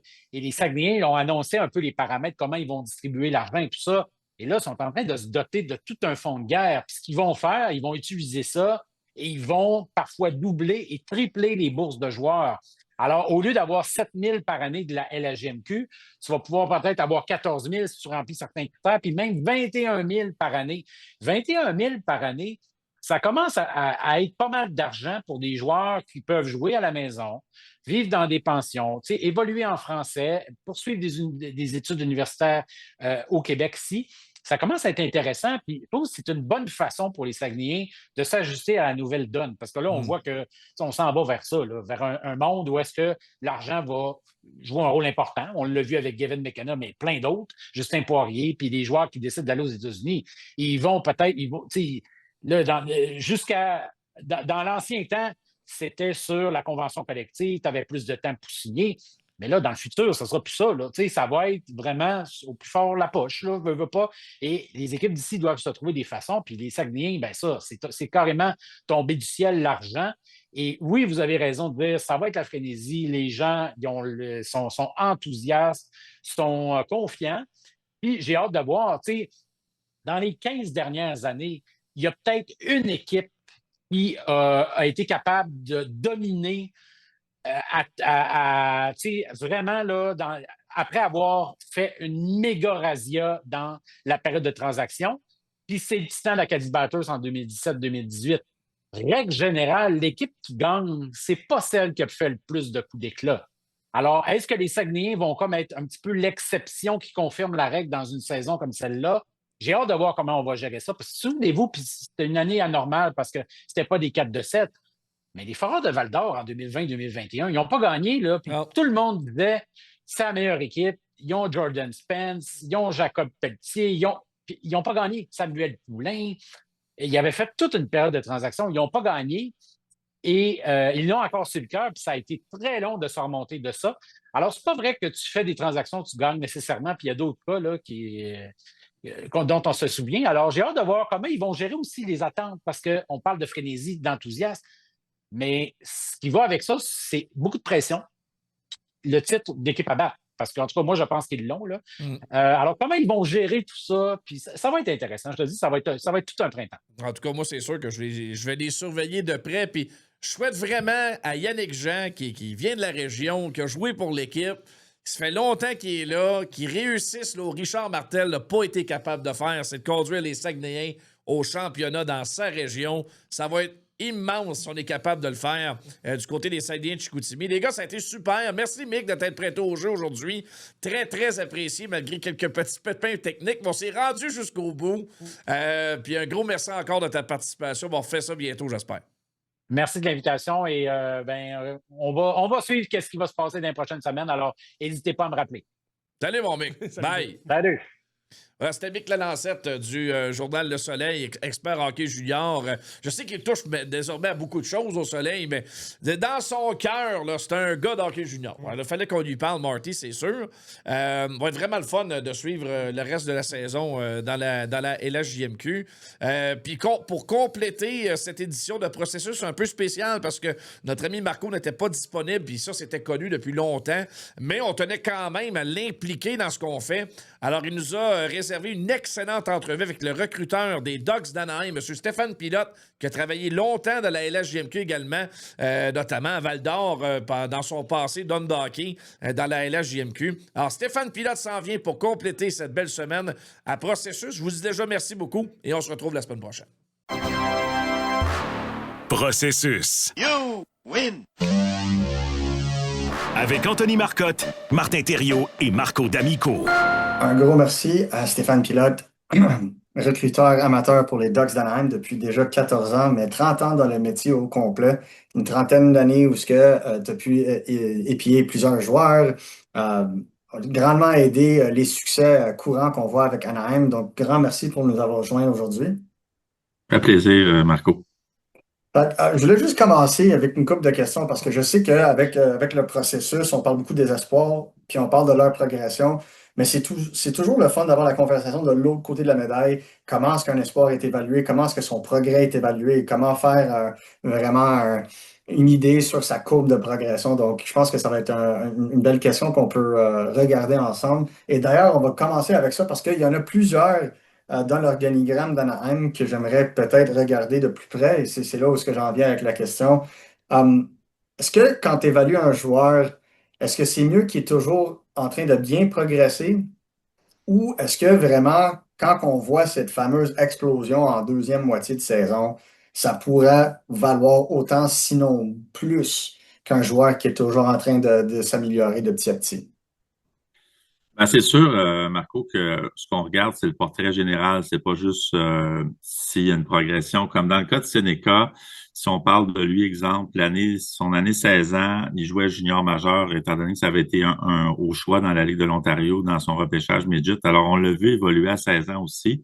Puis c'était vraiment on fait toujours des listes pré-saison pendant l'été pour orienter notre horaire de début de saison. Puis Seneca, il faisait déjà partie, probablement pour les 32 clubs, d'un possible choix de première ronde assez tôt. Donc, oui, c'est plus le fait qu'il n'y avait pas eu un bon début de saison que le fait il sortait de nulle part en fin de saison parce que c'est un gars qui dans le hockey mineur était dominant, c'est un gars qui a été repêché tôt, c'est un gars qui avait été bon à 16 ans.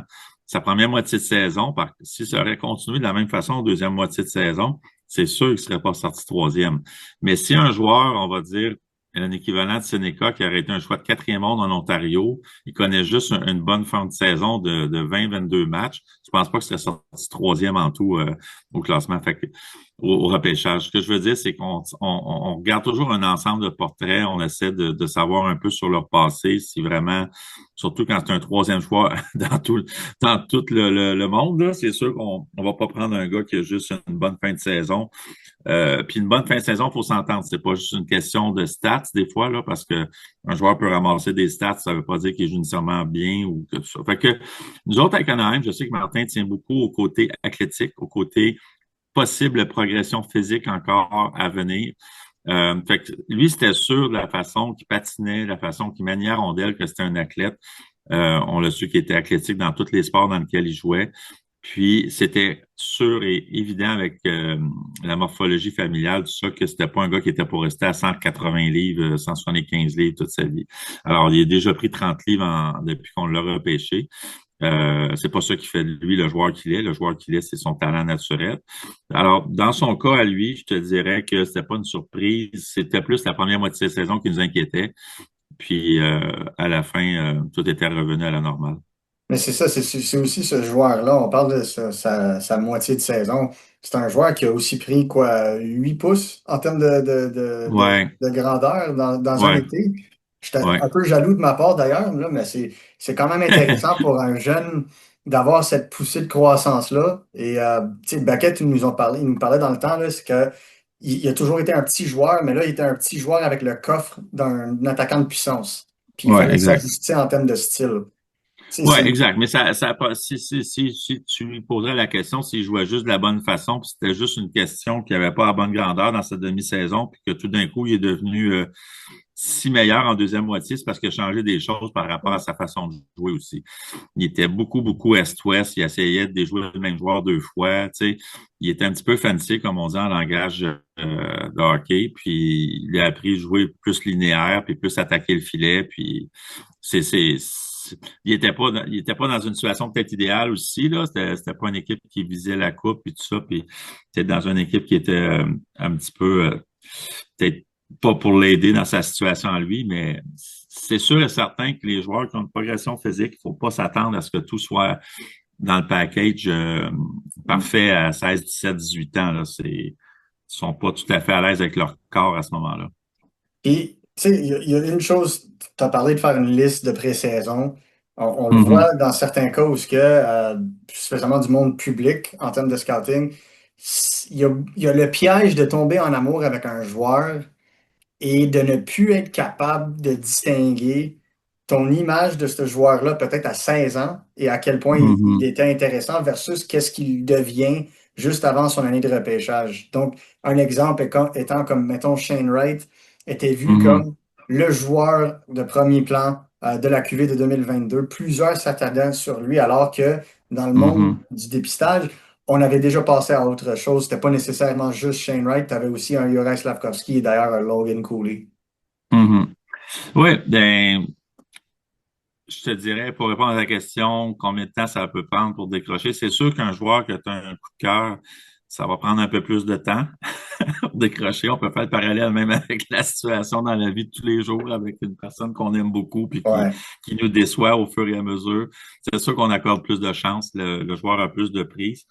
Par contre, dans mon cas personnel, puis peut-être dans le cas de d'autres, pour l'exemple de Shane Wright, puis tant mieux pour jouer, il joue dans la Ligue nationale, puis il produit quand même, mais j'avais des doutes quand même par rapport à la façon qu'il faisait ses points. Oui, c'était des buts avec un lancer exceptionnel, mais c'était pas un joueur qui démontrait vraiment une éthique de travail qui nous satisfaisait même à 16 ans, là, même s'il remplissait les buts puis tout ça. Alors, je pense que l'image qu'on a eue de lui l'année d'après, dans mon cas, puis probablement dans le cas de beaucoup d'autres, c'était pas une surprise de voir tout ça, mais le fait, quand un joueur reçoit un statut de joueur exceptionnel, comme ça a été son cas, c'est sûr et certain que ça joue un peu par rapport à justement les présomptions qu'on va avoir sur l'année suivante. Je parle pour ceux qui pouvaient quand même l'aimer, puis avec raison, il est quand même sorti d'un 5 premiers au monde, au 6e, je ne me souviens plus exactement de son rang. Quatrième, c'est ça. Fait que, tu sais, c'est quand même 4e au monde, là. Alors, il y a des gens qui l'aimaient bien. Puis, fait que c'est ça. Il faut faire attention pour pas tomber en amour au point où que tu décroches pas. Puis c'est peut-être ça va te prendre plus de visionnement négatif que d'autres. Mais c'est pour ça qu'on a une année et des fois jusqu'à 2 ans quand on les voit, quand ils sont underage, comme on dit, à 16 ans pour décrocher, si c'est le cas. Voilà. Et il y a aussi eu le cas de James Higgins l'année passée. Il commence à avoir des murmures du côté de Gavin McKinnon maintenant. Donc, c'est là où ce que je veux peut-être m'en venir. C'est, t'as tes précautions, t'as ton idée du joueur à 15, 16, 17, arrive à 18. Mais comment est-ce que tu prends toute cette information-là pour ensuite se dresser une liste de fin d'année en juin? C'est quoi qui fait en sorte que tu es capable de prendre toute cette information-là comme groupe, parce qu'on parle dans plusieurs cas, des équipes de 10 recruteurs-chefs plus les DG. C'est comment qu'on peut dresser une liste de 150 à 200 joueurs pour un repêchage? Je sais que des équipes s'arrêtent à 100 des fois. Je pense que 200, c'est juste les listes publiques qu'on voit, là, mais comment on peut en venir à une liste comme ça? Et c'est comment qu'on peut essayer de débattre entre deux joueurs du même talent? Oui, c'est une question qui pourrait prendre beaucoup de temps. Mais juste pour répondre en premier par rapport au nombre de joueurs, après ça, je vais poursuivre avec le restant de ta question. C'est que je pense que les équipes qui disent autour de 100, ils ont raison parce qu'habituellement, quand on arrive en 6e, 7e ronde, on a encore des joueurs en 85 puis 100 qui sont disponibles sur notre liste parce que les joueurs entre 80 et 100 de chaque liste doivent être tellement différents que même si on est rendu au rang 198 du repêchage, notre 84 est encore disponible. C'est pas arrivé, je pense que c'est arrivé une fois depuis que j'étais avec les Ducks qu'il a fallu aller piger sur la petite liste spéciale que Martin il y a de près au cas où ça arrive, là, genre 100 à 150. Là. Ouais. Mais on va pas discuter de 2 cas comme ça au meeting, qui est 131 versus qui est 132. Bon, mais c'est sûr que le processus pour faire la liste, c'est une année complète et des fois 2 ans, comme je te dis, parce qu'on a des rapports aussi à faire quand c'est des joueurs qu'on sent qui vont être des prospects pour l'année suivante, quand ils sont sous l'âge à 16 ans. Donc, on est une équipe de 10 à 12 recruteurs à travers le monde. On fait des amalgames de régions. C'est comme moi, je vais aller couvrir l'Ontario, tout ça, puis le gars de l'Ontario vient au Québec. On a aussi des crossovers mondiales, comme le dépisteur-chef et 2 autres recruteurs, un en Europe, un en Amérique du Nord. Ces 3-là, ils font le tour du monde. Eux autres, ils ont une vue globale. Nous autres, on a une vue plus régionale. Par contre, on est un peu plus spécialisé qu'eux autres sur notre région parce que eux vont les voir 3, 4, 5, 6 fois dans l'année. Nous, on les voit 12, 13, 14, 15, jusqu'à 20 fois. Souvent, moi, je suis autour de 20 visionnements pour les joueurs de mes territoires les plus importants, en comblant avec du visionnement web aussi, pas juste en présentiel.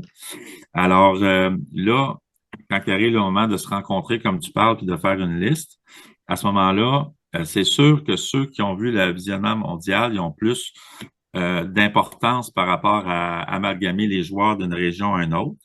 Par contre, notre opinion pour eux est vraiment importante. Alors, Martin, lui, dans son analyse de nos discussions et surtout l'analyse de nos rapports avant de faire la réunion et de nos listes qu'on fait chacun de notre bord avant de faire la réunion, il fait comme une moyenne de nos listes. Mais c'est sûr et certain que c'est ouvert au débat. Et puis, exemple, un joueur du Québec, il y a 5 dépisteurs qui vont avoir vu le joueur du Québec. Le dépisteur-chef, moi, le gars de l'Ontario, puis les 2 autres crossovers mondiales.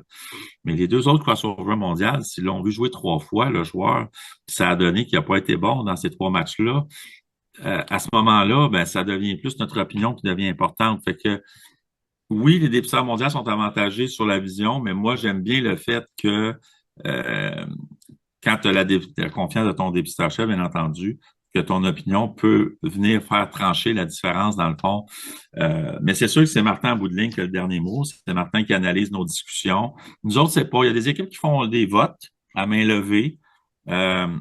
Mais c'est spécial parce que quelqu'un a un vote, il l'a vu juste 3 fois. Toi, tu as un vote, tu l'as vu 18 fois. Ouais. Chacun sa méthode. Moi, j'aime bien comment on fonctionne. Martin fonctionne beaucoup avec la passion. Quand il sent que ça fait 2, 3, 4 gars en ligne dans le meeting qui parlent avec beaucoup, beaucoup de passion d'un joueur, c'est sûr que ça va entrer en balance. Si on parle, mais qu'on a un ton monotone, puis on sort pas trop d'arguments pour faire passer un joueur en avant, ben Martin va dire pas l'air convaincu quand même, mon scout. Fait que c'est sûr qu'on procède de façon mathématique. Martin fait des moyennes, tout ça, mais en dernier, nos discussions sont vraiment importantes quand il arrive le moment justement parce qu'on va se le dire, le numéro 7 versus le numéro 8 ou le 18 versus le 19, si tu comme les Corey Pronman de ce monde qui refont des listes 4-5 ans plus tard, on regarde ça, puis le 71 aurait dû sortir 4e, puis le 2e aurait dû sortir 25. Fait qu'imagine dans une année en question, quand on parle de 2 joueurs qui sont un rang par rapport à l'autre, c'est vraiment serré. C'est pour ça que même pendant un repêchage, on peut s'ajuster et prendre le 9e au lieu du 8e. Je parlerai pas en début de draft, là, mais rendu à 79 versus 78, on va s'ajuster. Alors, je sais pas si je réponds à l'ensemble de ta question. Oui, absolument. J'avais juste un petit problème. C'est vraiment la passion, c'est vraiment le nombre de visionnements, puis la confiance que tu as dans l'équipe de recrutement de ton dépistage-chef est vraiment importante. Puis, en termes disons, le 8e versus le 9e sur la liste, c'est quoi, mettons, les paramètres qui feraient en sorte que le 8e serait au-delà du 9e si c'est à talent égal? Exemple. Oui, c'est sûr que quand on parle de début de repêchage, puis que c'est un attaquant versus un défenseur, ça va être facile à trancher à ce moment-là, parce que si dans le portrait, ça fait 3 années en ligne qu'on repêche un défenseur dans les 15-20 premiers, puis c'est sûr et certain que si c'est vraiment serré, on va changer de position à ce moment-là, ou si supposons ça fait 3 années qu'on repêche un joueur sous les 6 pieds, les 6 pieds en première ronde, puis là, on a la chance de mettre la main sur un gars de 6 pieds 4 versus 5 et 11 encore, puis que c'est 8 versus 9, puis ils sont à peu près le même style de jeu pour le restant, on va prendre le joueur qui est le plus grand. Mais je te dirais pas pour un premier, 2e, 3e au monde, tu vas vraiment être le meilleur joueur disponible là, parce qu'il peut avoir une bonne différence. Mais quand on tombe plus loin, on va y aller au besoin. C'est sûr qu'on s'entend pendant le meeting qui est 8, qui est 9. Mais c'est pas vrai que la ligne est pas mince. C'est pas vrai Ça. que c'est unanime puis qu'on peut pas s'ajuster. Des fois, faut dire, il y a aussi des entrevues avec les joueurs qui peuvent faire une différence. Ça, c'est fait une fois que notre liste est faite. On revient après ça pour discuter avant le repêchage. On rediscute des entrevues qu'on a eues, puis ça, les commentaires qu'on a eus des entraîneurs aussi. Toutes les données par rapport au testing sur glace, au testing hors glace qui sont faits au combine aussi. Exact. Alors, les gens, il faut qu'ils comprennent que, puis le profil psychologique du joueur, on a aussi un profil psychologique, on a des questionnaires. Fait qu'il il y a d'autres facteurs qui vont rentrer en ligne de compte. Fait que quand c'est serré, ces facteurs-là peuvent nous aider au niveau des blessures sportives que le jeune a eues même. Alors, sont analysés par nos docteurs quand on a des cas spéciaux. Alors, des fois, un huitième, on a des craintes que des blessures peuvent revenir à la surface dans 2, 3, 4, 5 ans. Ben, alors, il n'y a pas juste sur la glace. Il y a aussi beaucoup de facteurs autres qui viennent trancher des fois. Ça peut pas arriver qu'il y ait deux joueurs égaux. Ouais. Ça prendrait des jumeaux qui jouent de la même façon, puis qui ont le même profil. Et là, peut-être ça va arriver un jour. Un jour. Même les frères Sedin étaient différents. Ouais, c'est vrai, c'est un bon exemple, les frères Sedin, ouais. Ils sont quand même sortis 1 et 2. Exact. Mais ça, c'est la magie de Brian Burke qui a fait en sorte, Ouais. pareil. 1 et 2 ou 2 et 3, en tout cas, quelque chose comme ça. 2 et 3. 3 et 3, c'est ça. Maintenant, quand on parle aussi de l'évaluation, tu en as glissé un mot tantôt sur Instat, sur tout ce qui est l'évaluation de joueurs en présentiel versus le faire à la maison. Mais aussi, on parle de toutes les données. Les données avancées commencent à prendre beaucoup plus de place aussi dans l'évaluation. On a vu le Canadien de Montréal embaucher tout un département d'analytique avec Chris Boucher. Il utilise certains modèles pour essayer de voir ou de voir la trajectoire, la courbe de progression d'un joueur selon les analytiques. Est-ce quelque chose que tu vois de plus en plus? Est-ce que c'est quelque chose qui aide le eye test, le fameux eye test qu'on voit quand on est en place, en présentiel? Bon, moi, je vais te parler de moi en premier, puis de ce que je pense que ce qui se fait en général. De mon côté à moi, là, si on ne parle pas de visionnement de match, on parle juste des analytiques. Là. Ouais. Je parle des visionnements de match sur le web qu'on se fait sur les mêmes plateformes, dans le fond, sur Instat et Sportlogic. Ouais. Dans notre cas, c'est Sportlogic. Moi, dans mon cas, c'est quand je fais mes rapports de match, je vais aller voir ensuite le lendemain, je regarde ces analytiques par rapport à ces offensive general play. Je vais le dire en anglais, désolé, c'est les termes, c'est defensive touches, son Corsi positif, négatif, le nombre de secondes qu'il y a eu la rondelle dans son offensive. Je vais regarder 6-7 stats qui sont mes paramètres que je trouve les plus importants. Et si je vois que je m'en allais lui mettre un game rating vraiment below average ou average, puis finalement, les analytics, c'est pas ce qu'ils disent, c'est sûr que je vais me re-questionner, puis je vais regarder, exemple, si je pensais vraiment pas qu'il y a eu la rondelle aussi souvent que ça, puis pour moi, dans mon rapport, j'étais même pour marquer qu'il était un petit peu fantôme, le joueur, pendant le match, on l'a plus ou moins vu. Puis finalement, il y a eu la rondelle 1 minute 11 dans la zone offensive, c'est que je suis probablement dans le champ. Fait que je vais aller le revoir. À la 1 minute 11, je vais recliquer sur... parce qu'on peut choisir exemple, si je serais surpris qu'il y a eu 13 defensive touches dans la game, je peux cliquer sur le 13, puis là, la vidéo va apparaître. Ça dure 48 secondes seulement, 1 minute, puis j'ai vu tout ce que je voulais voir.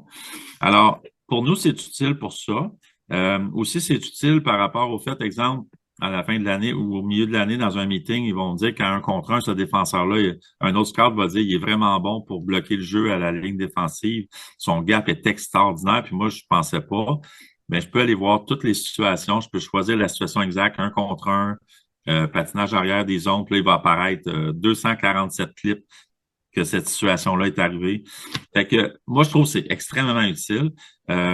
Par contre, il ne faut pas se fier juste là-dessus parce que je pense qu'il faut que tu aies un degré de confort, de passion, d'attachement, puis de justification visuelle pour dire c'est bon pour venir contre-vérifier ce qu'on a vu. Ceux qui le font pas, ben sont excellents. Moi, j'ai besoin de ça. Tu sais, t'as aussi le côté coaching, hein. Je pense que les analytiques d'équipe, comme tu disais que le Canadien, le Chris Boucher et compagnie, j'imagine, c'est qu'ils fournissent aussi des analytiques des adversaires qui s'en viennent, les tendances, leur façon de jouer.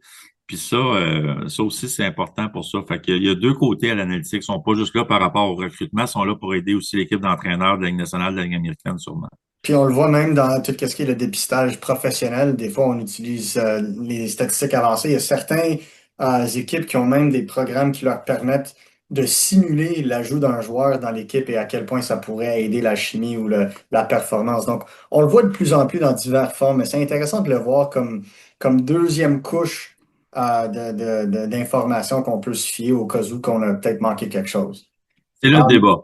C'est là le Ouais. débat. Probablement que les analytiques voudraient se voir dans la première couche, puis nous, on tomberait dans la deuxième couche. Mais parce que tu peux pas faire ça parce que chaque situation que chaque joueur vit est différent. Il joue pas Ouais. avec les mêmes coupiers, il joue pas contre les mêmes équipes, il n'y a pas le même temps de glace. Alors, oui, les chiffres sont importants parce que sur un grand nombre de chiffres, ça se peut pas que les chiffres ne disent pas un peu la vérité, mais ça peut pas. Je pense que la combinaison des deux, c'est ça qui est l'idéal. Puis, dans le fond, il y a aussi, maintenant, avec une stat, ça permet d'accentuer le nombre de visionnements que tu pourrais avoir parce que tu Oui, peux passer des chiffres en isolation assez vite, oui, mais aussi des visionnements en personne, en présentiel. À oui. quel point le nombre de visionnements en présentiel impacte la confiance de l'évaluation sur le joueur? Parce qu'on a vu certains cas, exemple, il y a beaucoup moins de dépisteurs qui couvrent le territoire russe, où on a vu Ouais. durant la OHL qu'il n'y avait juste pas de match. Mais il y a eu plusieurs joueurs de la Ligue de l'Ontario qui sont sortis en 2021 dans le premier tour, même s'ils n'ont pas joué de l'année, sauf le tournoi des U18. Mhm. Donc, comment est-ce Mhm. que ça rentre dans l'équation? Ben, il y en a certains qui ont joué en Europe, là, C'est ça. comme ça, on allait chercher des visionnements là, mais c'est aussi le degré de confort qu'on avait par rapport à leur année 16 ans, par rapport au portrait que le jeune était dans les années précédentes aussi. Euh, donc, je te dirais que une fois que tu es sûr sur le côté patin, parce que je me suis aperçu l'année de la COVID que quand je suis retourné voir une game en présentiel à Gatineau après 3 mois regarder des games, eux autres jouaient quand même, et nous autres, on n'avait même pas le droit d'être dans les estrades, mais ils ont redonné le droit seulement les dépisteurs dans les estrades pendant une demi-saison, je crois. En tout cas, là, Ouais. on dirait que ça fait 2 siècles de ça, mais ça fait juste 5-6 ans. 5 ans. Euh, c'est ça. Mais je me souviens que quand je suis retourné à Gatineau, j'ai dit, ah ouais, il patine comme ça, lui, je pensais jamais qu'il était aussi rapide que ça. Donc, je te dirais que les côtés trompeurs de ceux qui se fient seulement sur le web, c'est le patin et aussi l'éthique de travail. Ouais. Parce que souvent, dépendamment du caméraman qu'il y a, parce qu'il y a des places que le caméraman suit la rondelle, puis le suivant, puis tu vois 3 joueurs sur 10 dans l'écran. Ouais. Euh, il s'agit que, moi, j'aime bien voir au niveau exemple du back-check. Il y a juste cette petite demi-seconde d'attente ou une seconde pour se remettre à patiner. Ça peut faire la différence de se retrouver à 3 bâtons de distance du joueur rendu dans la zone défensive au lieu d'être collé sur lui. Mais Mhm. ça se peut pas que tu vois tout le monde sur l'écran à ce Ouais. sujet-là. Tout ce qui est le langage corporel aussi du joueur, si l'entraîneur lui parle au banc, s'il tape le bâton sur la glace parce qu'il n'y a pas eu une passe. C'est pas vrai que tu vas tout voir ça sur l'écran non plus. Une fois que tu es confortable avec un certain nombre de visionnements en présentiel, puis que tu es pas mal sûr de tous ces aspects-là, qui est l'attitude, le body language, l'effort et le patin, là, tu peux combler avec du visionnement web. Donc, moi, mon ratio, je pense, c'est à peu près 2 tiers présentiel, 1 tiers web OK. pour arriver à mon nombre de visionnements. Je pense que moitié-moitié, ça pourrait être correct aussi, mais nous, c'est notre job, là. Il faut se promener, il faut travailler. C'est exactement ça. Ouais. Et que dire, exemple, je sais qu'il y a à peu près 3 ou 4 équipes récemment, je dirais les 4 derniers repêchages qui ont pris des Russes ou qui ont choisi des Russes haut dans le repêchage. On le voit de moins en moins. Anaheim l'a fait avec Pavel Mintyukov, mais lui jouait à Saginaw dans le temps. Donc, est-ce que le Ouais. manque de présentiel impacte l'évaluation de ces joueurs russes? Ben, nous on a un dépisteur en Europe. OK, Excusez-moi, on a un dépisteur en Russie, je voulais dire, à OK. Saint-Pétersbourg. Mais c'est sûr que le degré de confort pour un choix de première ronde, comme Demidov est arrivé, avec un dépisteur pour le Canadien qui le connaissait depuis qu'il avait l'âge de 11-12 ans, probablement parce que c'était un gros nom en Russie. Puis lui, si je me trompe pas, Bobrov dirait il peut aller en Russie comme il veut. C'est un Ouais, Russe. Il y a exact. une maison là-bas, sûrement. Hein? C'est très, très, très compliqué. Cette année-là, en question, on n'avait aucun visionnement présentiel, mis à part un camp d'entraînement en Floride que l'agent avait emmené ses joueurs à lui. Mais encore là, c'est des pratiques, c'est pas des matchs, c'est pas Mhm. sérieux. Alors, c'est sûr et certain que ça joue. Les équipes qui ont, je sais pas le nombre d'équipes qui ont vraiment un dépisteur-chef qui va en Russie ou qui reste ou qui peut se promener ou qui ont un dépisteur, co-dépisteur-chef en Russie, Ouais. c'est sûr que ça a une influence. Dans notre cas, notre dépisteur russe, il est très bon, mais il n'y a pas l'ensemble du visionnement mondial pour comparer avec cette année-là, avec les joueurs qui étaient dans les 5-6 premiers avec Ivan Demidov. Alors, oui, le Canadien, tant mieux, ils en ont profité, puis ils ont pris un excellent joueur. C'est effectivement assez important le fait de ne pas avoir ou d'avoir un dépisteur en Russie. Et exemple, tu sais, on a parlé tantôt des fois quand tu vas faire le dépistage ou tu vas regarder certains joueurs, tu regardes aussi certains joueurs de la prochaine QV. Mais Oui. des fois, quand tu as des joueurs qui sautent d'une ligue à l'autre, exemple Pavel Mintyukov qui lui jouait en Russie, puis après ça est allé jouer dans la OHL, est-ce qu'il y a eu une communication, exemple, dans les rapports du dépisteur russe qui l'a vu jouer plus jeune versus toi ou l'autre dépisteur qui était dans la ligue de l'Ontario? Oui, ça arrive même des fois comme en plein milieu de l'année. Dans le cas de l'exemple, Yann Misak, qui a joué un petit peu avec le Canadien, Ouais. il est arrivé au mois de décembre à Hamilton, puis le dépisteur tchèque était très surpris de le voir produire autant parce que c'était pas le cas en République tchèque. Exact. Mais oui, on a accès au rapport précédent, son arrivée, aux joueurs en question, puis il y a une communication qui se fait là, entre les dépisteurs, là, surtout quand c'est des joueurs importants comme ça, là, peut-être pas pour un joueur qui est pour peut-être sortir en 7e ronde ou être un invité, mais pour les joueurs d'impact, on a accès à voir un peu leur profil avant qu'ils arrivent. Là. Et dans l'évaluation de repêchage, tu as toujours les repêchages qui ont le gros joueur de statut, disons, élevé. Et des fois, même un joueur qui est prévu comme un joueur générationnel ou décrit comme un joueur générationnel. Je sais que les dépisteurs n'aiment pas utiliser ce mot-là. Donc, je voulais juste savoir, dans le domaine, quels sont les critères pour vraiment regarder un joueur dans les rangs juniors et dire ça pourrait être un joueur générationnel? Ben, nous, on a des chiffres à donner par rapport au talent du joueur, ce qu'on voit comme lui comme plancher et ce qu'on voit comme lui comme plafond.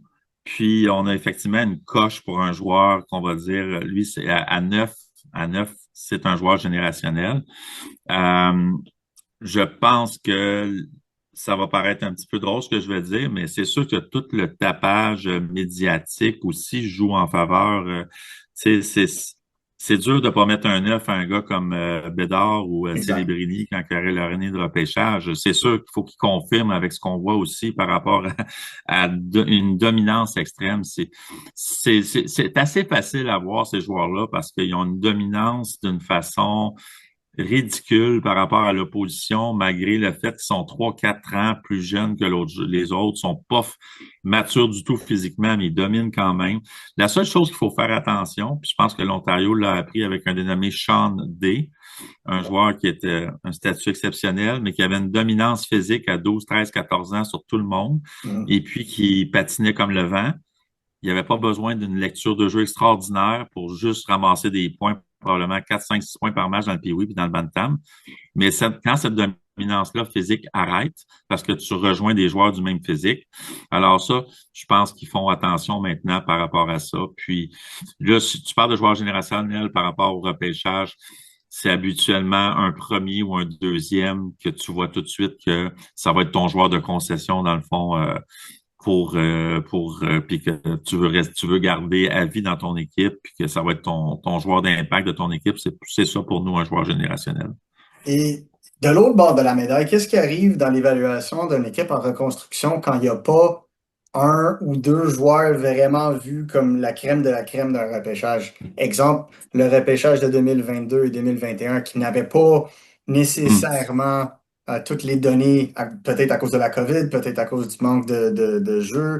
Comment est-ce que ça change la stratégie? Tandis que quand tu repêches, mettons, comme en 2023, où est-ce que tu as un top 4 assez établi de Bédard, Carlson, Fantilli et Will Smith, est-ce que ça change la stratégie? Est-ce que ça rend la job un peu plus difficile ou plus fun?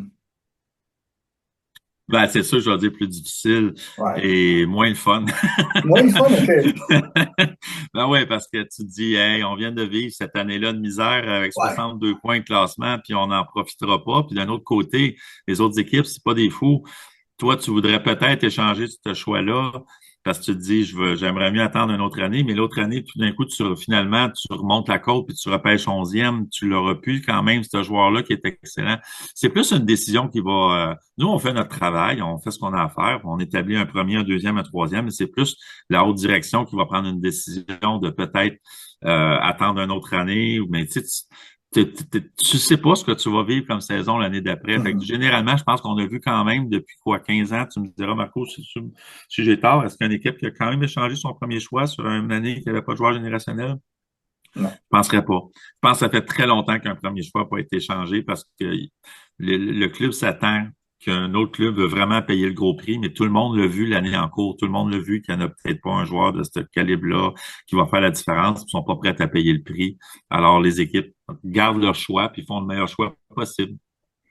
Et en parlant de QV d'abord, c'était quoi la QV, disons, des 10 dernières années que tu as aimé le plus en termes de couverture, en termes de Ouais. dépistage? Moi, comme je te dirais, je fais 40, peut-être 50 de ma cédule au Québec, 40 Ontario, 10 États-Unis. Je te dirais que pour moi, c'est vraiment Québec-Ontario qui est important, plus que les États-Unis. Là. Puis l'année qui, pour moi, a été exceptionnelle au niveau d'un junior majeur du Québec, c'est 2015. Ouais. J'ai marqué des noms ici pour aider les auditeurs. On a habituellement 2, 3 ou 4 joueurs qui font la Ligue nationale dans une QV. 2015, on a eu Timo Meier, on a eu Eugénie Chevnikov, qui sont des joueurs d'impact, pas juste des joueurs d'honneur. Tom Chabot, Lauzon, il y a aussi Sboril puis Sprong qui ont joué de façon sporadique. Il y a Trenin qui est dans la nationale, Samuel Montembeault, Anthony Richard, Mathieu Joseph, Anthony Beauvillier, Alexandre Carrier, Nicolas Roy. Puis là, on parle de gars qui partent en 3e, 4e ronde sur la nationale. Guillaume Brisebois qui joue un peu aussi à Vancouver. Alors, on parle d'une quinzaine de joueurs.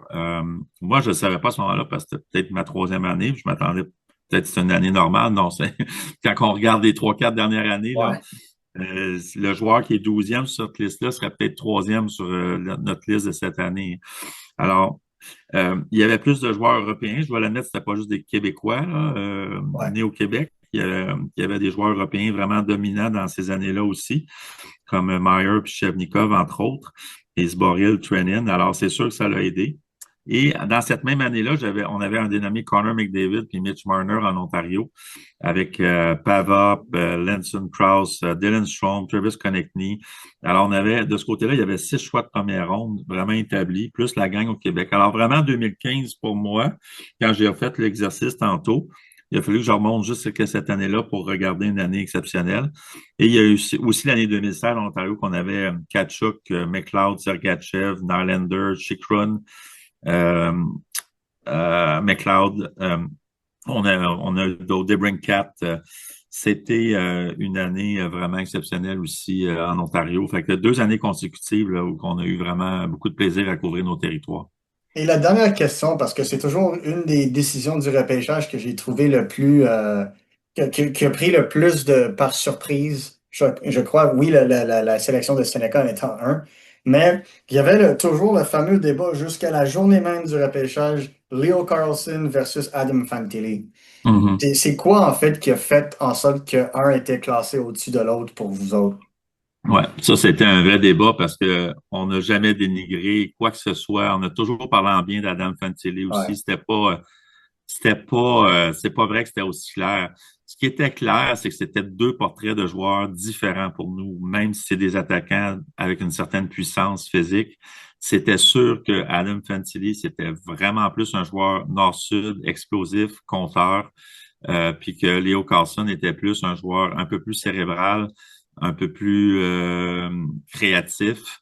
Et pour nous, dans notre portrait d'équipe, quand on regarderait ce qu'on voulait, c'était vraiment d'aller chercher possiblement le prochain futur centre numéro 1 des Ducks, qui était manquant depuis la fin de carrière de Ryan Getzlaf. Alors, pas que les deux sont pareils, mais les deux avaient ce profil-là d'être un centre numéro 1 d'une équipe de Ligue nationale. Et je pense que ça a fait pencher. C'est sûr qu'il y a eu beaucoup justement d'analytiques qui ont été faites sur les 2 joueurs. Il y a eu beaucoup de films qui ont été montés pour aider aussi que Pat et Martin ont fait faire par le travail d'analytique. Il a fallu que ce soit une discussion vraiment, vraiment importante. Au niveau humain, les deux nous plaisaient. Les deux avaient des portraits extraordinaires comme jeune homme. Les deux avaient pas de portrait médical négatif. Par contre, Léo était plus un modèle physiquement à se construire. D'ailleurs, c'est pour ça qu'il a connu une première année où il a eu à se reposer puis faire de l'entraînement physique. Puis Adam Fantilli était plus un modèle prêt à être performant. Alors, on s'attendait qu'il y ait un petit peu plus de possibilités de progression pour Léo entre 18 et 25 ans que Adam en 18 et 25 ans. Mais c'était vraiment très proche. Mais on ne sait pas, peut-être que c'est pas, on n'est peut-être pas la seule équipe à avoir Carlson 2, Fantilli 3 non plus. Puis je pense pas que le monde est tombé en bas de leur chaise. C'est pas comme si on avait pris le 17e overall au rang 2 non plus. Là. Absolument. Donc, non, on est bien contents, puis Columbus sont sûrement contents aussi. C'est ça. C'est des années le fun parce que le risque de déception était très, très bas dans les deux cas. Ben, écoute, je te remercie infiniment de ton temps, Stéphane. C'était hyper impressionnant de pouvoir parler de tout ça. Et au plaisir de pouvoir refaire ceci un peu plus proche du repêchage. OK, ça fait plaisir, Marco. You win. Processus. Avec Anthony Marcotte, Martin Thériault et Marco D'Amico.